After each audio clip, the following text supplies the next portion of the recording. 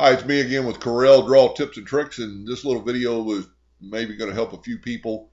I was out in the shop running this job this morning and putting a name on a bench, basically a seat for a child, but he wanted it, he'd written in pencil, he wanted the curves, and I measured the line. It was about 7 inches long. I'm just doing this for the video. It was 8 inches.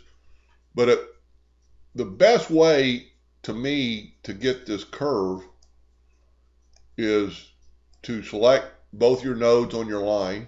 First of all, I put it, let's back up here.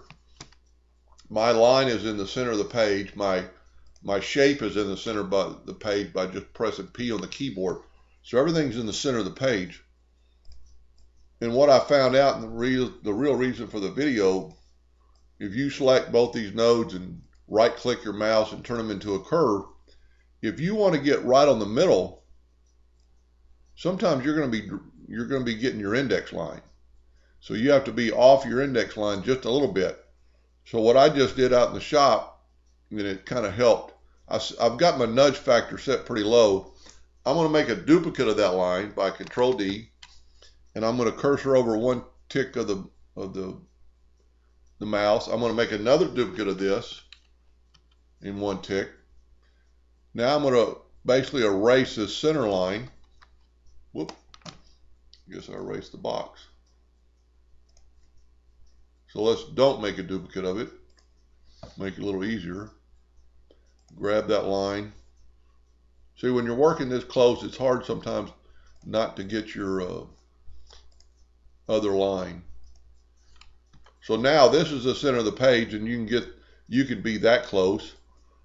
And then you would grab your shape tool, just get the center of your line, and because you've turned it into a curve, you can arch it and just make sure your center point is back in the center when you're finished, and then let go.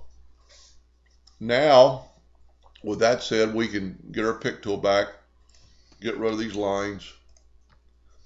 And a lot of times when you're trying to create a curve inside of a box, and I'll show you what I mean. Go to text, fit to path.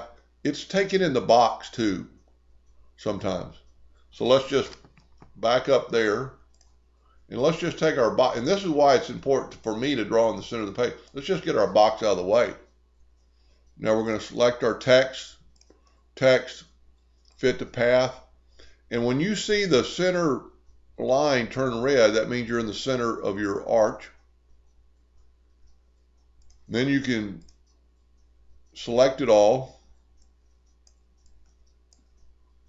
Go up to arrange, break text apart, get rid of your line.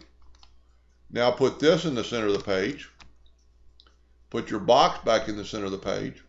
And now your text is to a curve in the center of your page.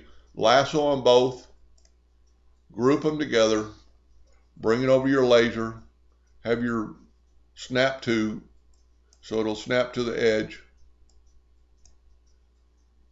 And then if you have a red dot pointer on your line, you could take this same plaque, arrange, ungroup, and just grab your line, your cut line. This is just a test to make sure your plaque is that size, and then run this job as a cut line, but leave the lid of your laser open. It won't actually work, or it won't actually cut, but it'll trace the plaque, or in this case it was a child's seat. Anyway, but that's the easiest way I've found. So anyway, I hope that helped a little bit, and thank you for watching.